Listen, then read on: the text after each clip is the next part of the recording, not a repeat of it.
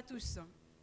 Je vous propose que nous entamions notre deuxième volet et deuxième conférence du professeur Golovko. Alors je crois que je ne vais pas le représenter parce que le public m'a l'air très similaire à hier. Donc je ne rentre pas dans les présentations, mais juste deux mots sur le thème de la conférence d'aujourd'hui qui porte sur la justice pénale. Quelle justice pénale pour la Russie? Puisque, comme on va vous l'expliquer dans quelques instants, à la fois il y a une part d'histoire à connaître pour mieux comprendre les enjeux de la justice pénale aujourd'hui, mais il y a aussi tout un volet d'actualité, puisque de nombreuses réformes judiciaires sont en cours actuellement en Russie. Et la seule chose que je voulais vous dire avant de céder la parole au professeur Golovko, c'est que vous avez, grâce à lui, vraiment ici aujourd'hui présent l'expert sur ces questions judiciaires, puisqu'il fait même la une d'une revue juridique voilà, très connue en Russie, qui est Zakon. Et dans cette revue, donc le premier article de la revue, qui est rédigé par lui, concerne justement ces évolutions, cette fusion qui est envisagée par le pouvoir et par la réforme politique pour fusionner donc la Cour suprême et la Haute Cour d'arbitrage. Donc vous allez avoir toutes les explications, mais c'est vraiment un enjeu de l'actualité contemporaine en Russie. Et là, vous avez donc l'expert qui va vous présenter cet enjeu-là. Donc pour ceux qui parlent russe, si vous êtes intéressés, je vous prêterai quelques minutes seulement cette revue pour que vous ayez la possibilité de le lire dans le texte. Voilà, je n'en dis pas plus, je lui cède tout de suite la parole. En le remerciant évidemment de nouveau. Merci beaucoup, Madame Bodin, merci beaucoup. On continue, comme c'était prévu. Notre sujet d'aujourd'hui, c'est le titre de cette conférence, qui est le modèle pour la justice pénale en Russie. Quelques mots peut-être qui concernent, en tout ce qui concerne peut-être le choix de ce sujet. C'est vrai qu'on parle actuellement beaucoup, partout et en Russie notamment, sur le modèle de la justice pénale. Dans quel sens? D'une part, il y a un certain aspect, si vous voulez, en quelque sorte idéologique. Est-ce que la justice pénale doit être moins répressive, plus répressive? Toujours ce fameux combat entre deux paradigmes, c'est-à-dire ce que les Américains appellent due process of law and crime control. Et ce débat est toujours très, très important, parfois à travers des affaires pénales très connues et mondialement parfois connues dans le monde entier. Donc cet aspect-là existe aussi quand on parle du modèle de la justice pénale. Mais il existe, et c'est très important actuellement, en tout cas en ce qui concerne l'espace post-soviétique, la notion de modèle pénal, le modèle de justice pénale dans le sens plus juridique, plus technique si vous voulez, vu que la justice c'est toujours un certain système qui doit avoir une cohérence intérieure, une cohérence logique, et en réalité il n'y a pas beaucoup de modèles dans le monde entier dans ce sens-là. Et parfois, sur le plan comparé, on peut apercevoir, et je vais essayer de présenter cet aspect-là aussi, c'est surtout ce champ en quelque sorte de bataille doctrinale, parfois même de bataille géopolitique, si vous voulez, entre différents modèles, quel doit être le choix dans tel ou tel pays. Il y a certaines influences extérieures, il y a les combats intérieurs, des combats doctrinaux. Et le choix d'un modèle devient en quelque sorte, aussi en Russie notamment, et dans l'espace post-soviétique, devient aussi en quelque sorte un champ de bataille politique. Donc c'est pour cette raison-là, quand on parle de la justice pénale en Russie, c'est la question du choix sur le plan idéologique de la justice pénale et le choix sur le plan technique, purement technique, processuel de la justice pénale. Donc on va essayer d'analyser cette question pendant notre conférence. Et ce qui est très important toujours, et en tout cas pour la Russie, vu que l'histoire juridique russe n'est pas très connue peut-être parfois, donc c'est clair qu'on ne peut analyser une telle ou telle réforme actuelle sans tenir compte du contexte historique. C'est toujours le cas, et c'est notamment le cas pour la Russie. Par exemple, quand il y a certaines réformes en matière pénale, il y a certaines expertises internationales, il y a certains débats intérieurs, on dit voilà, c'est une institution qu'il faut supprimer, par exemple, parce que c'est une institution archaïque et soviétique. Pour des spécialistes en analyse, ce n'est pas du tout une institution archaïque et soviétique, c'est une institution, par exemple, d'origine, je ne sais pas, par exemple française du 19e siècle, qui a survécu, heureusement, à l'époque soviétique et qu'il ne faut pas peut-être supprimer. Donc la question devient très compliquée chaque fois lorsqu'on analyse une institution. On analyse pour le droit russe notamment un certain aspect de la justice pénale. Il faut toujours diviser et comprendre les origines historiques d'une telle ou une telle institution. C'est pour cette raison-là qu'on va diviser notre conférence en deux parties. C'est-à-dire, d'abord, je suis obligé, pour vous mettre dans le contexte, sinon c'est incompréhensible, présenter une certaine évolution de la justice pénale russe sur le plan historique, les grandes étapes, ce qui n'est pas exclusivement académique dans mon discours, parce que c'est important pour comprendre l'évolution moderne. Et la deuxième partie sera consacrée aux réformes post-soviétiques, déjà ce qui se passe actuellement. Surtout, on va se concentrer sur la procédure pénale, et parce que c'est vrai que c'est un champ de combat doctrinaux assez important, et sur l'organisation de la justice, vu les réformes très récentes, et notamment la réforme constitutionnelle qui a été annoncée en 2013 et qui est en cours, qui concerne, comme a été déjà évoqué par Mme Baudin, la réunification des cours supérieurs de la Russie. Mais pour arriver à ces aspects extrêmement d'actualité, il faut quand même tenir compte du contexte historique de l'évolution de la justice russe et comprendre les origines de ces institutions. Donc voilà, et on commence par cette analyse historique de l'évolution de la justice russe, et à travers, même si on parle de la justice pénale, à travers cette analyse, on peut voir aussi en quelque sorte l'évolution historique du droit russe, parce qu'évidemment, c'est le droit qui évoluait, et notamment le droit pénal, la justice pénale, mais d'autres matières peuvent être analysées également à travers ces grandes périodes de l'évolution du droit russe. Il y a deux dates clés si on prend l'évolution russe, que vous connaissez très bien, mais je dois rappeler. C'est 1917, c'est-à-dire le début du pouvoir soviétique, la révolution d'octobre, et 1991, c'est-à-dire la dissolution de l'Union soviétique. Donc, il est clair que n'importe quelle analyse historique du droit russe doit passer par ces trois étapes, c'est-à-dire ce qu'on appelle la période pré-révolutionnaire, si vous voulez, on peut dire le droit de l'Ancien Régime également, c'est-à-dire le droit de la Russie monarchique de l'Empire russe. Ensuite, la période soviétique et la période contemporaine, la période post-soviétique. Mais chaque fois, évidemment, il n'y avait pas de changement complet du système. Chaque fois, on voit que certains aspects d'un système passaient à l'autre. Et, par exemple, le système russe actuel, on voit les traces de toutes ces trois périodes, ce qui parfois complique une analyse pour qu'il ne soit pas trop simpliste lorsqu'on parle du droit russe. C'est beaucoup plus compliqué que tout simplement, par exemple, l'héritage soviétique. Même si, et le droit soviétique, comme on verra, c'est aussi une notion très, très complexe, pas du tout homogène. Donc, je suis obligé de passer par cette analyse du droit pénal mis dans le contexte de l'évolution du droit russe sur le plan plus général.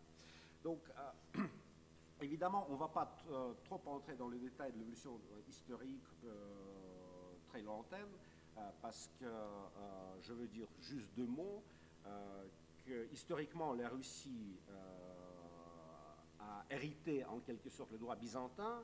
Le droit byzantin, c'est le droit évidemment de l'Empire romain de l'Est, d'Orient, et donc évidemment à travers les traductions grecques et à travers Byzance, la Russie aussi a hérité les concepts du droit romain historiquement.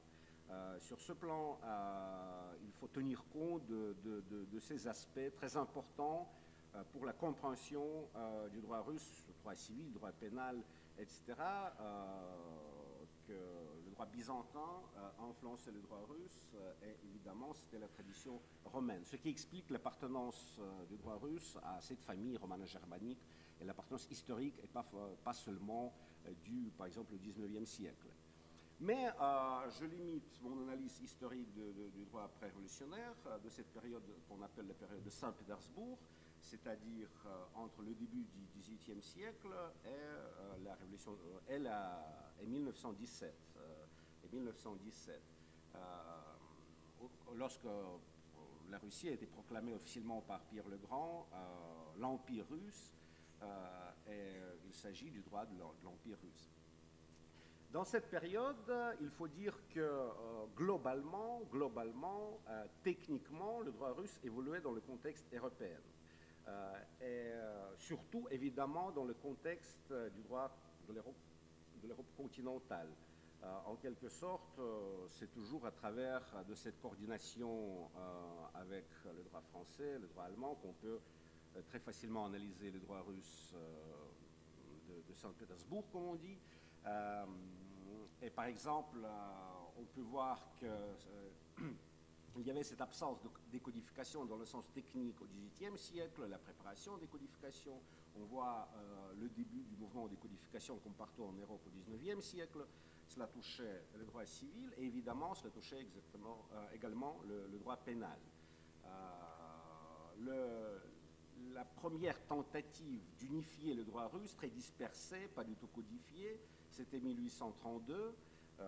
C'est une certaine grande compilation des lois russes qui existaient depuis le XVIIe siècle pour voir qu'est-ce qui reste en vigueur, qu'est-ce qui est déjà dépassé, ce qui aboutit en recueil de lois qu'on appelle, en 15 volumes, des lois en vigueur. Et c'était très important, en quelque sorte, le droit, la systématisation du droit russe technique, systématisation technique du droit russe, par exemple de la Russie pré-révolutionnaire, était centrée autour de ce recueil de droits qui était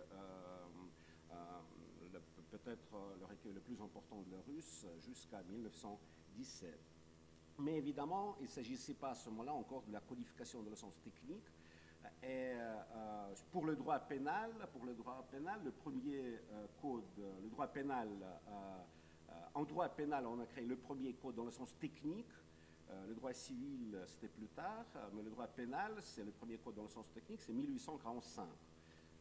Le code qui s'appelait Code de peine criminelle et correctionnelle. On voit déjà dans le titre cette influence du Code pénal français de 1810. C'est clair que, comme partout en Europe à ce moment-là, ce mouvement de codification qui a touché en matière pénale, qui a touché également le droit russe. Donc, en quelque sorte, c'est la première codification, le premier code dans le sens technique du mot. C'était en matière pénale. Deuxième grand événement, aussi peut-être, ou troisième si vous voulez, si on tient compte du recueil des lois, c'est évidemment toujours le point de référence actuellement pour toutes les réformes judiciaires en Russie, c'est la grande réforme judiciaire d'Alexandre II. Un événement très important, en quelque sorte, qui a eu pour la Russie la même ampleur que, par exemple, la codification de Napoléon pour la France. 1864, l'empereur Alexandre II proclame la grande réforme judiciaire et promulgue 4 codes. C'est le code de l'organisation judiciaire, le code de procédure civile, le code de procédure pénale et le code des peines infligées par les juges de paix, en quelque sorte le code pénal bis pour les incriminations mineures, pour la petite criminalité. Le premier code de 1845 était toujours en vigueur, mais ça c'était un code des petites infractions, si vous voulez. Donc cette réforme est considérée comme un énorme succès à l'époque du pouvoir monarchique russe, parce que d'une part, elle a permis, sur le plan législatif, d'instaurer réellement un modèle moderne de la justice. D'autre part, également, cette réforme est très importante parce qu'elle a provoqué, en quelque sorte, une évolution très rapide et très importante de la doctrine. des universités, des facultés de droit, de la doctrine, parce que cette réforme a en quelque sorte a fait du droit quelque chose de très prestigieux à ce moment-là. La jeunesse a commencé de s'inscrire aux facultés de droit. Et en quelque sorte, on dit que c'est l'âge d'or de la doctrine russe, même actuellement, c'est des grands classiques, tout ce qui a été écrit en droit civil, en droit pénal notamment, entre 1864 et 1917. Toujours cet enseignement était très intégré dans le contexte européen. Par exemple, pour vous donner un exemple, un thésard qui préparait sa thèse était absolument administrativement obligé de passer par quelques universités allemandes ou françaises, notamment allemandes et françaises, c'est-à-dire il travaillait une année ou 2 ans en France ou en Allemagne, payé par l'État, et au retour, il soutenait sa thèse déjà très, très développée sur le plan comparé. Donc, en quelque sorte, ce goût du droit comparé s'est développé très rapidement. Sur le plan, c'est tout ce qui concerne la doctrine, mais tout ce qui concerne les résultats législatifs, je peux donner quelques exemples en matière pénale de cette réforme, sans toucher la procédure civile évidemment, de cette réforme judiciaire d'Alexandre II, parce que c'est très important pour comprendre actuellement l'évolution récente, parce que lorsqu'on analyse par exemple le système judiciaire, certains concepts, certaines notions, comme point de départ de notre analyse, si on ne veut pas simplifier l'analyse du droit russe, il faut comme point de départ au moins prendre la grande réforme judiciaire. Qu'est-ce qui s'est passé? C'était l'introduction de l'instruction préparatoire judiciaire du juge d'instruction, évidemment l'influence du droit français notamment est le juge d'instruction qui à cette époque-là, cette institution qui était très à la mode et qui a été introduit en Russie. Donc jusqu'à 1917, la Russie connaissait ce système, ce qui est très important pour comprendre par exemple tous les problèmes de l'instruction actuelle en Russie, parce que en quelque sorte on a gardé cette notion et ces mécanismes de l'instruction préparatoire, même si on a perdu le juge d'instruction en tant que tel. Ensuite, c'est clair que ce qui était très important pour cette réforme judiciaire, c'est la création du barreau professionnel indépendant. Cette année, le barreau russe officiellement fête son 150e, ça sera célébré officiellement. Et pour le barreau russe, le point de départ, c'est aussi la réforme judiciaire d'Alexandre II. C'est l'introduction du jury populaire. Hier, on a parlé du jury populaire, de la restauration de cette institution en 1993. Et pour les partisans de cette réforme de 1993, c'était le retour aux racines, en quelque sorte, le retour au système du jury populaire qui a eu beaucoup de succès après la réforme judiciaire. C'est la justice de paix qui a été instaurée également, par exemple le principe de double degré de juridiction, appel, cassation. Par exemple, maintenant, on travaille beaucoup également sur la réforme des instances. Et en Russie, c'est toujours très important ce rappel que, par exemple, on a la notion de cassation. En russe, ça fait kassats, mais l'apparition de cette notion qui a survécu à l'époque soviétique, évidemment, c'est 1864, même si en quelque sorte, cette institution en tant que telle a perdu son sens initial, et maintenant, c'est plutôt également le retour aux anciens concepts. Donc, cette réforme reste, même maintenant, très importante en tant que point de référence, point de repère, surtout à l'époque post-soviétique, pour voir également des racines historiques du droit russe. Et évidemment, en quelque sorte, cette réforme a créé le pouvoir judiciaire en Russie et a créé le prestige de ce pouvoir judiciaire en Russie. Il faut également rappeler que peut-être le dernier événement au niveau de la codification de l'époque pré-révolutionnaire, c'est l'adoption du nouveau code pénal russe de 1903, aussi, qui en quelque sorte c'était une nouvelle version déjà modernisée de l'ancien code de 1845. Donc le travail de codification continuait. Et si le code civil, par exemple, n'a jamais été adopté on utilisait toujours 10e volume du recueil des lois, c'était le code civil russe, mais sans avoir le prestigieux titre de code. En pénal de fond, on a eu la deuxième codification, même s'il n'a pas été mis en vigueur complètement, partiellement. À la fin de la période, par exemple, il y avait l'ancien code de 1835, en partie, certains chapitres étaient abrogés, et certains chapitres du nouveau code de 1903 étaient en vigueur. Certains chapitres attendaient son entrée en vigueur. Mais ce code pénal restait quand même une œuvre très importante. Pour vous dire, par exemple, juste pour donner un exemple, que ce code pénal a traversé ses frontières. Par exemple, pendant la Première Guerre mondiale, les pays baltes actuels étaient occupés par les Allemands ont introduit complètement le code pénal russe de 1903, pour certaines raisons peut-être techniques. Et c'est après la Révolution, lorsque les pays baltes ont obtenu l'indépendance, ils ont gardé ce code pénal russe en vigueur jusqu'à 1935. Et c'est pour cette raison-là, par exemple, actuellement, quand ils ont obtenu l'indépendance, en quelque sorte, le retour au droit historique avant d'adopter le nouveau code, c'était le retour aussi qui a des liens avec ce code, donc techniquement assez important. Donc la période pré-révolutionnaire est très importante pour comprendre le droit russe. Si on résume, notamment en matière pénale, on peut dire que pendant cette période, la Russie a obtenu l'infrastructure moderne du droit pénal, en tout ce qui concerne tous les concepts, c'est-à-dire l'idée de code, la division entre le droit pénal et le droit civil, la division entre, je ne sais pas, droit pénal de fond et la procédure, entre droit pénal général, droit pénal spécial, entre droit public, droit privé, et le système juridique russe, pendant cette période, a obtenu le même cadre, en quelque sorte, doctrinal, législatif, théorique, la façon de penser le droit, que les systèmes juridiques d'autres pays européens, tels que, par exemple, la France ou l'Allemagne. C'est pour cette raison-là qu'actuellement, pour un pénaliste russe, pour un juriste russe, techniquement, il est beaucoup plus facile de comprendre son collègue français ou allemand qu'un collègue, par exemple, américain et anglais, avec un petit peu une autre distinction, division du droit, des branches du droit, du système de droit. Tout cela, évidemment, est dû à cette période pré-révolutionnaire. Qu'est-ce qui se passait ensuite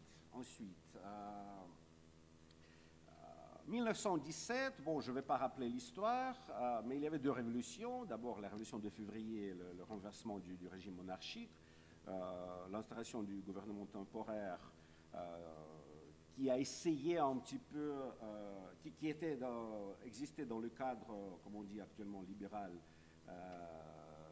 pro-occidental, mais qui n'a pas pu tenir le pouvoir, sur le plan juridique, qui a essayé de donner un nouvel souffle, en quelque sorte, aux idées de la grande réforme judiciaire, parce que bon, l'histoire, après 1864, je coupe, je donne le plus important, mais il n'était pas si facile. Il y avait comme toujours certaines réformes, après un contre-réforme, quelque chose on abroge, quelque chose on introduit, mais il a réessayé de restaurer le gouvernement temporaire, ce prestige de la réforme judiciaire. Mais dans quelques mois, il était renversé en octobre 1917, ce gouvernement temporaire, par le pouvoir déjà bolchevique, par le pouvoir soviétique, et on voit le début de la période du droit soviétique, notamment du droit pénal soviétique.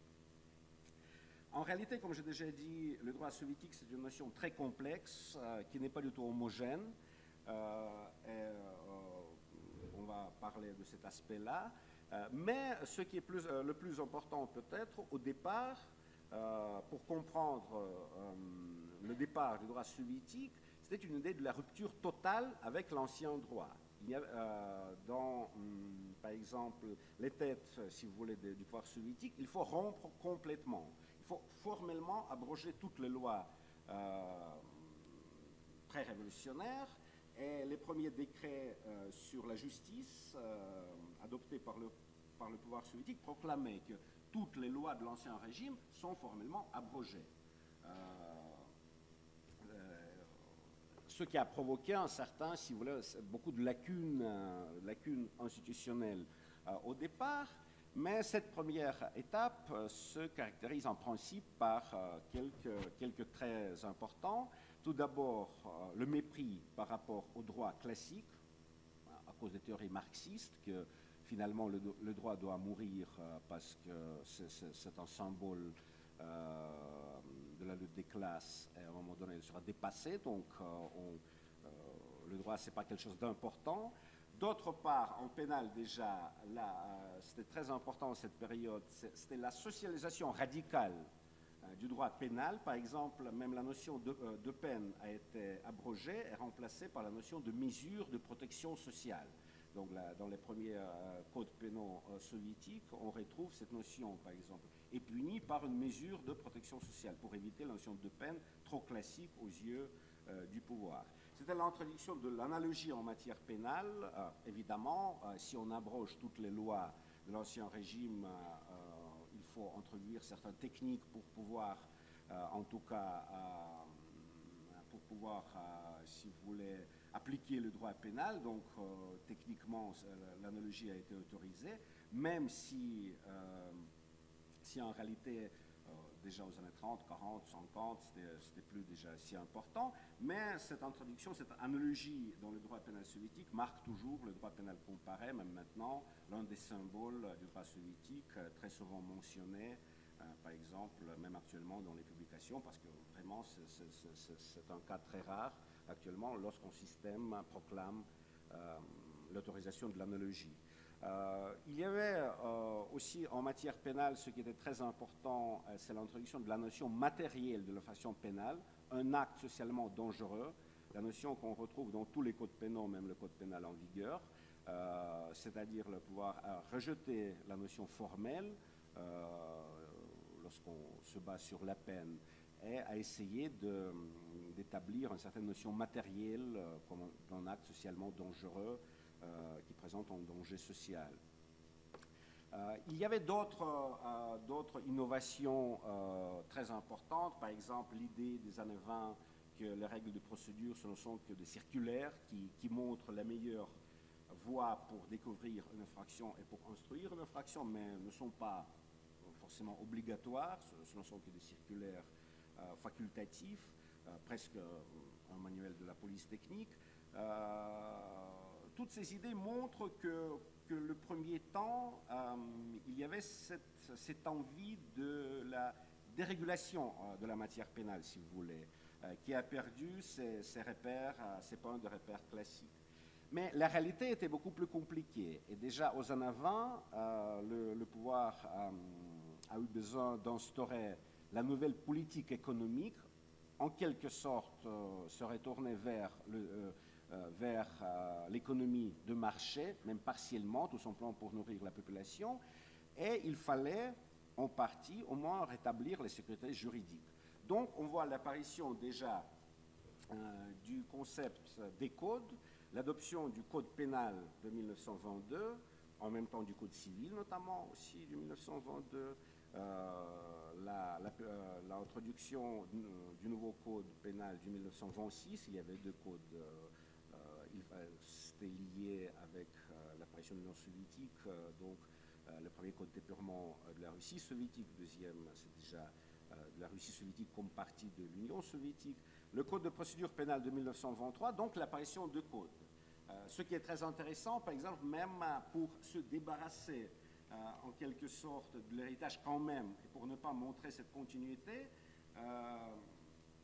le nouveau pouvoir a dû moderniser la terminologie, le vocabulaire juridique, et en quelque sorte d'occidentaliser ce vocabulaire. Par exemple, si pour le mot de code au 19e il existait une expression purement russe,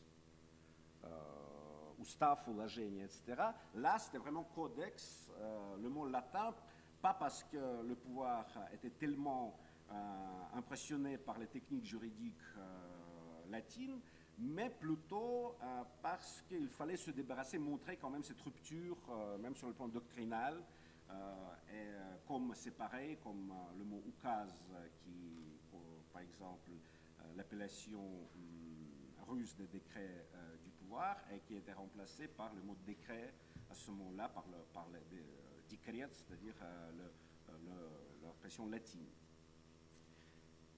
Si on résume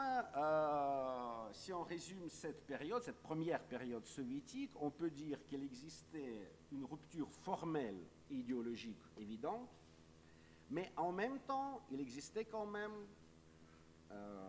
si ce n'était pas voulu au départ, une certaine continuité technique et doctrinale. Le droit russe de l'Ancien Régime a survécu doctrinalement. Tout simplement parce que parfois, même le nouveau pouvoir avait besoin de certains concepts classiques, il ne pouvait pas se débarrasser de ces concepts. Pour une autre raison, parce que les auteurs des réformes soviétiques ont étudié le droit aux facultés de droit de l'Ancien Régime et quand même connaissaient bien ces concepts et parfois même le pouvoir devait appeler certains professeurs de droit de l'Ancien Régime pour tout simplement rédiger des lois, des codes. Sinon, ce n'était pas possible. Donc, la doctrine a survécu et une certaine compréhension, donc n'a pas été écrasée complètement, même pendant cette première période. Mais quand même, l'impact idéologique restait très important. On voit, par exemple, même aux années avant, les disparitions de la notion de faculté de droit ou de l'école de droit, qui était remplacée par, toutes les facultés de droit ont été remplacées par des facultés de sciences sociales. Actuellement, ça ne choque pas, mais à l'époque, c'était une réforme, aussi une certaine envie un petit peu d'oublier le droit dans le contexte des sciences plus larges sociales, assez idéologiques, etc. Une certaine interdisciplinarité, en quelque sorte, du nouveau pouvoir.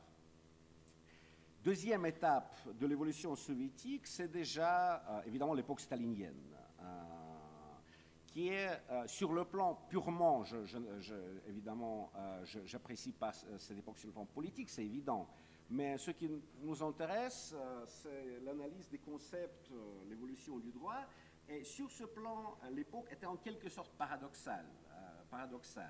D'une part, évidemment, on connaît l'apparition des goulags, la terreur stalinienne en matière pénale, notamment des répressions, c'est clair.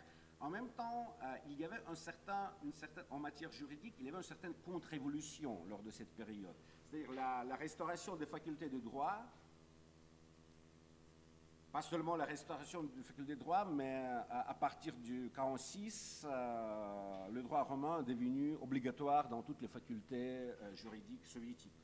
Par exemple, quand je fais mes études, et même c'était obligatoire, mais ça a commencé, la réparation des manuels et encore les professeurs de l'Ancien Régime qui est resté vivant, parce que 30 ans, donc qui avaient peut-être 60 ans, 70 ans, ils ont été appelés pour rédiger ces nouveaux manuels du droit romain, par exemple, ce qui peut sembler paradoxal en quelque sorte.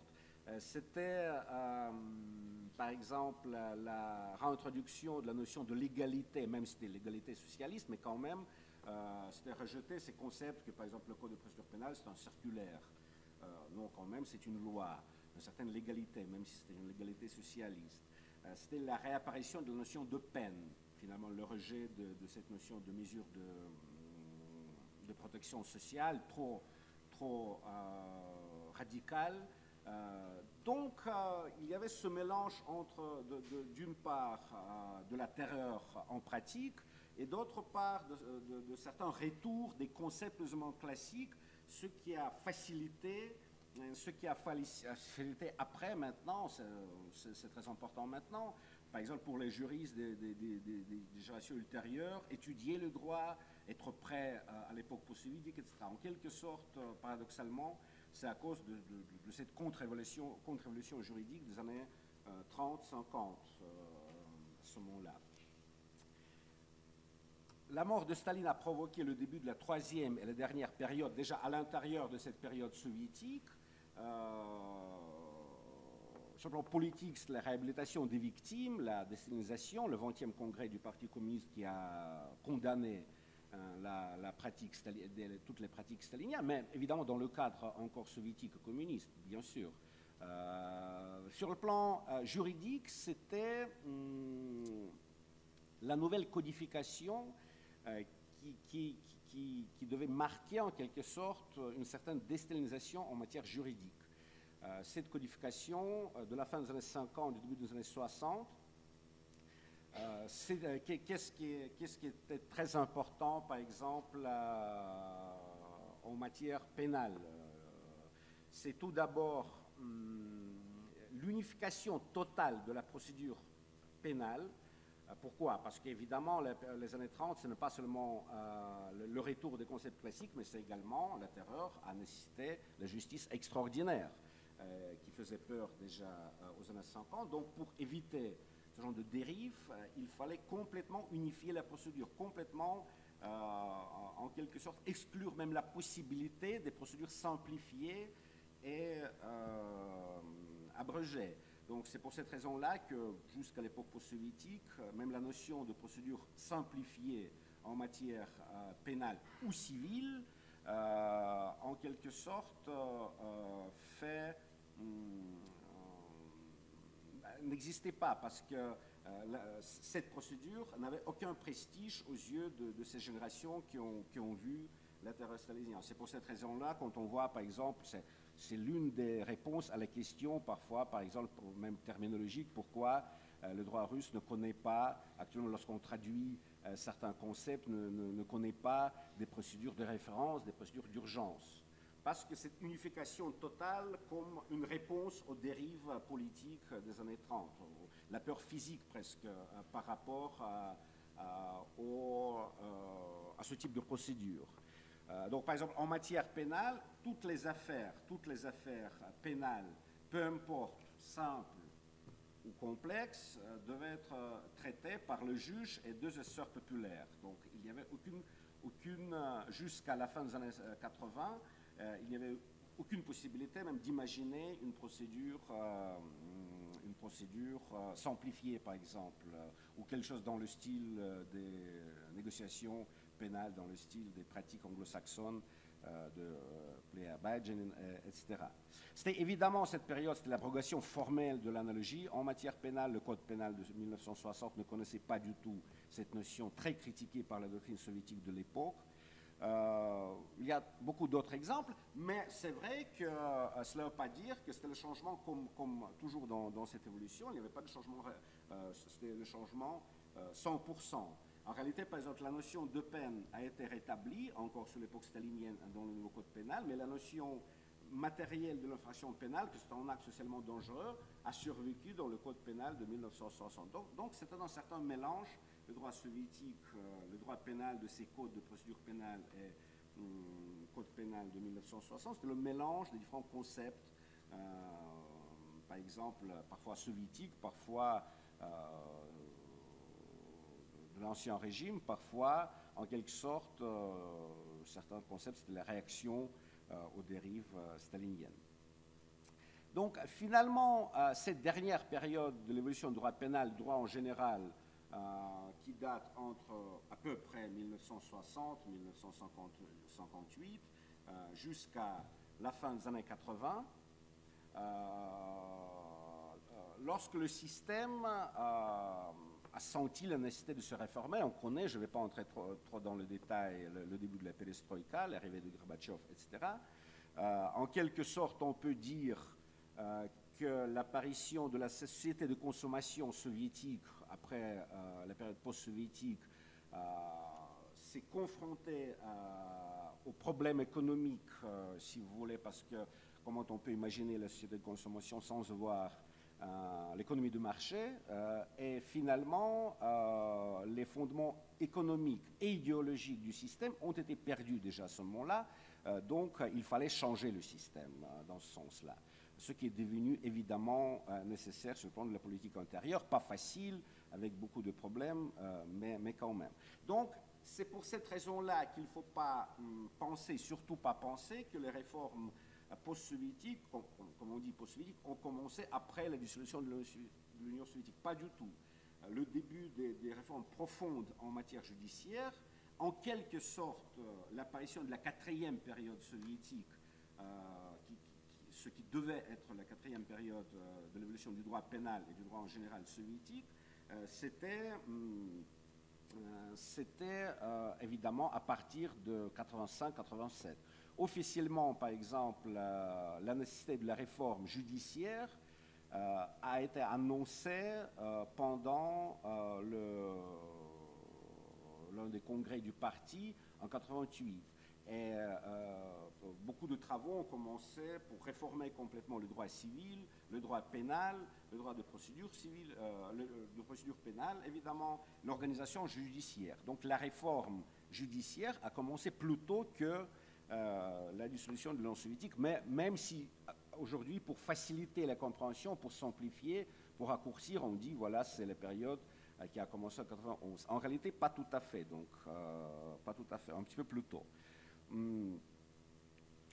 Après, ce qui est très important pour comprendre cette période, c'était la concurrence entre le pouvoir soviétique et le pouvoir russe, parce que l'arrivée de Boris Yeltsin, élu comme président, a provoqué en quelque sorte ce parallélisme de deux systèmes qui n'avaient aucune importance avant, vu le caractère totalitaire du pouvoir, peu importe, le fédéralisme quand même était faux.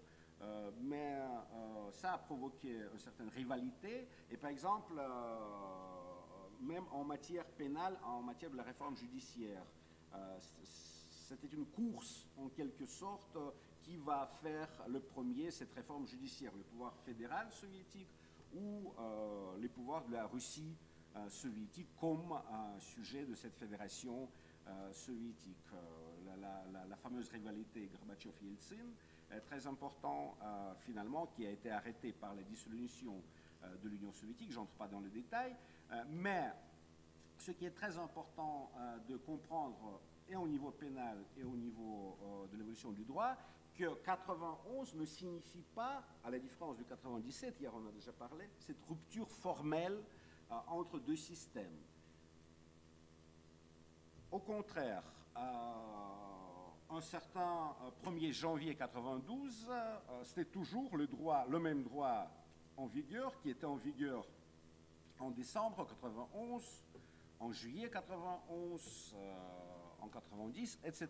Donc il n'y avait pas de cette abrogation du système. Là, la continuité n'était pas seulement doctrinale, ce qui est évident, mais également formelle. Pourquoi? Parce que le passage n'était pas brusque. Vu que toutes les réformes se préparaient, le pouvoir était légitime qui a repris le pouvoir de la Russie soviétique, pourquoi abroger? Ce n'était pas considéré comme une révolution dans le sens direct du mot, c'était plutôt le changement politique, une certaine modification politique du système, très profonde évidemment, et économique.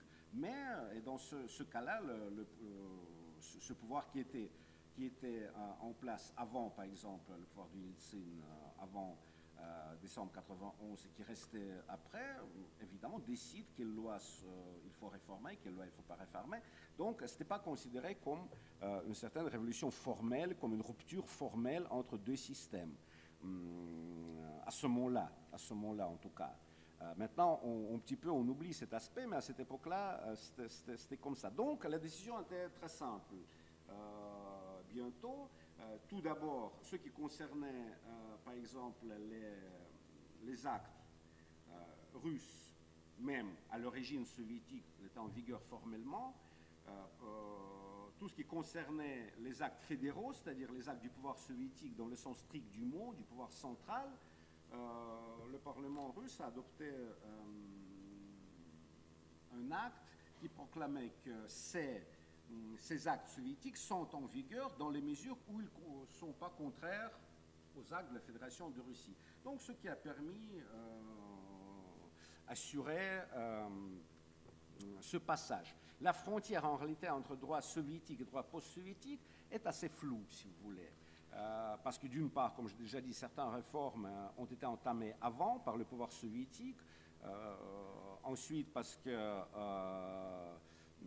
le pouvoir russe était déjà sur place avant encore la dissolution de l'Union soviétique, et d'autre part parce que certaines lois soviétiques restaient en vigueur après 91, par exemple la loi sur l'organisation judiciaire de 81 était en vigueur jusqu'à 2010, parce que techniquement il ne dérangeait pas, il fallait modifier, c'était une loi qu'il fallait réformer, mais pas parce qu'elle était soviétique ou pas soviétique, tout simplement parce qu'il fallait mettre en forme donc Il était en vigueur jusqu'à 2010, aux années 90. Et par exemple, pendant l'entrée de la Russie dans le Conseil de l'Europe, hier on a parlé de ça, cette loi n'a jamais été mentionnée comme quelque chose qu'il faut dépasser. Donc, parce que c'était une loi technique qui n'a jamais, par exemple, choqué les experts du Conseil de l'Europe. Donc,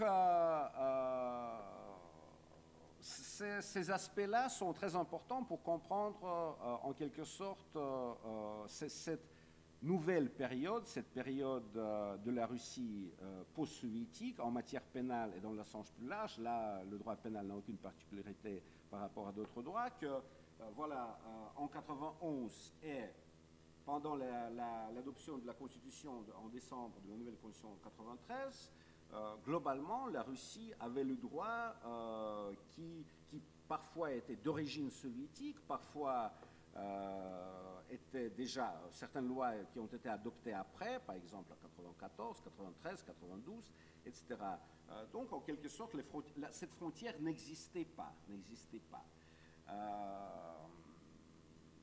En ce qui concerne plus concrètement, par exemple, pour les nouvelles codifications pénales, qu'il fallait quand même préparer. Hier, j'ai mentionné déjà le code pénal de 97, le code de procédure pénale de 2002, le code d'exécution pénale de 97. C'est un excellent exemple qui nous permet d'analyser comment ça s'est passé ce passage sur le plan formel.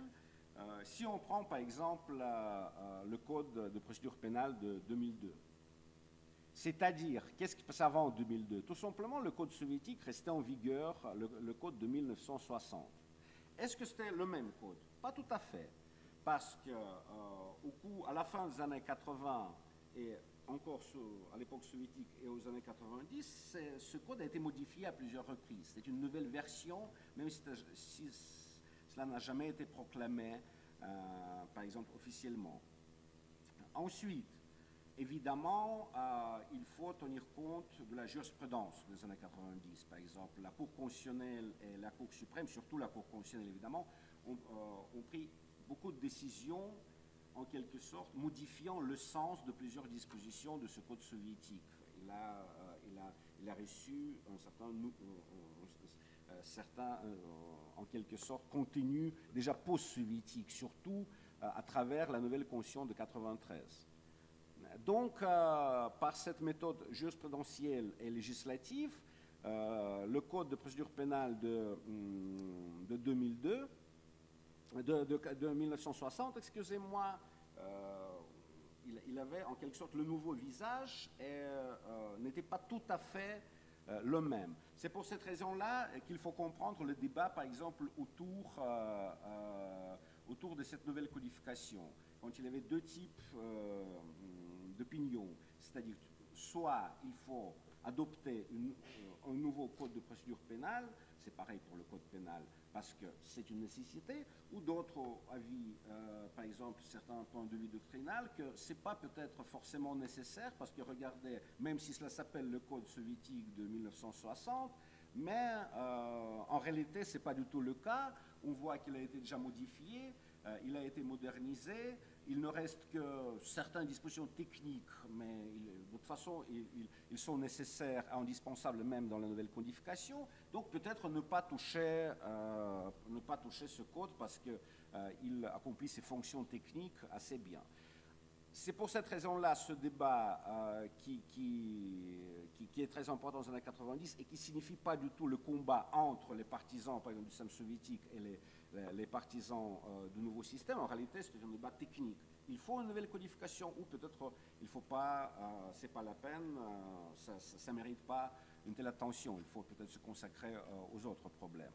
Mais quand même, lorsqu'on analyse ces nouvelles codifications et leur nécessité, il y a ce côté symbolique, il y a cette nécessité de créer de nouveaux symboles, et sur le plan symbolique, le pouvoir quand même avait besoin de nouvelles codifications. C'est pour cette raison-là que, évidemment, le point de vue qu'il faut adopter, préparer de nouvelles codifications, a remporté.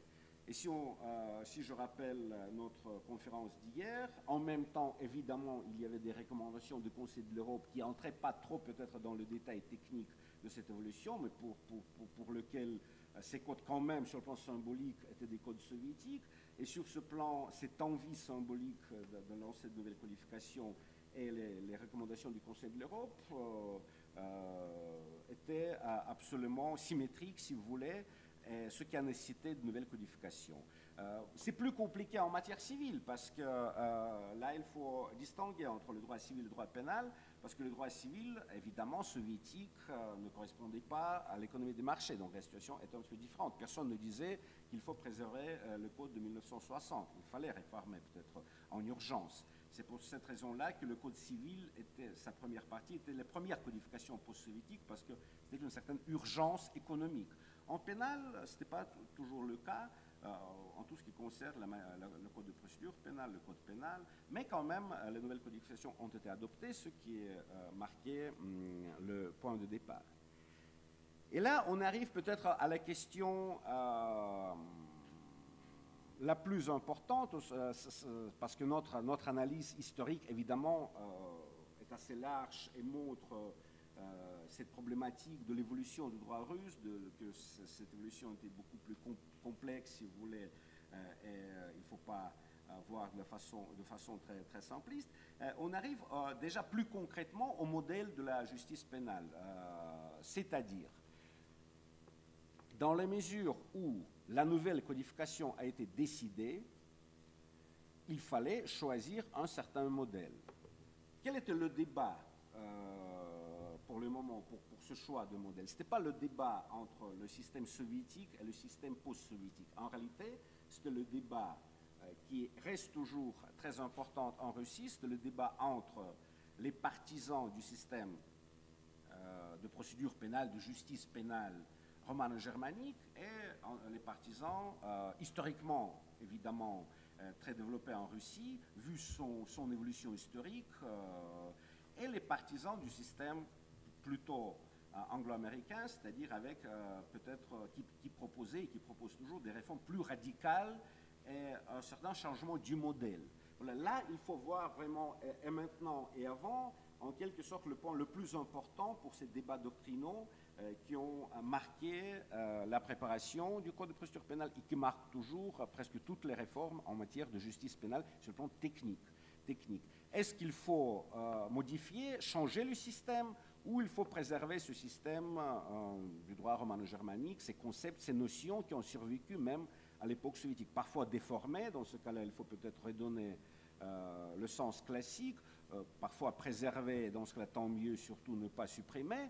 C'est l'un point de vue. L'autre point de vue, en quelque sorte, que c'est plus à la mode, ça ne se dit pas comme ça, mais en réalité, il faut peut-être être plus moderne, il faut moderniser, et dans ce sens-là, adopter les systèmes de procédure qui correspondent plus aux tendances du XXIe siècle et pas aux tendances du XIXe siècle. Donc voilà, si je simplifie des choses, en quelque sorte, les débats doctrinaux en Russie, c'est les débats doctrinaux aussi qui étaient également très importants et aux années 90 et qui restent importants maintenant, sont les débats autour de ces deux grands modèles de procédure pénale, de justice pénale, technique, même si idéologiquement il n'y a aucune contradiction entre les deux. Mais techniquement quand même, ces deux modèles sont différents. Comme prévu peut-être dans ce cas-là, on fait une petite pause de 5 minutes, et après, voilà, je vais continuer déjà sur le plan de l'organisation judiciaire et plus concrètement au niveau du combat entre ces deux